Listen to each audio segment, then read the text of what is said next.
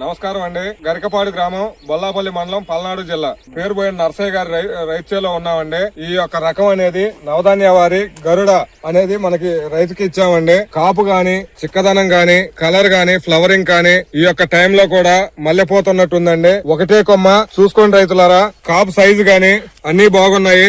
రైతు ఇతనండి, పేరుపోయిన నర్సయ్య బాబా. మీరు గరుడ అనే ఇత్తనం తీసుకున్నారు. మీ మాటల్లో గరుడ ఇత్తనం ఎలా కాసింది? ఇత్తనం బాగా చాలా మంచిగా కాసింది. చిక్కదనం, కాపు చిక్కదనం, క్వాలిటీ గాని, కలర్ గాని, ఫ్లవరింగ్ గాని ఎక్కడా డ్రాప్ అవ్వలేదు ఇప్పటి వరకు.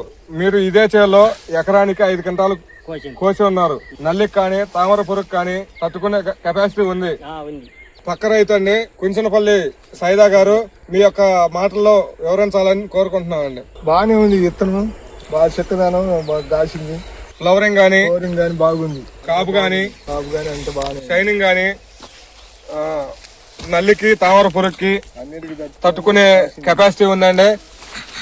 చూసుకోండి రైతు సోదరులారా, ఈ యొక్క చిక్కదనం అనేది మీరే గమనించవలసిందిగా కోరుతున్నాము.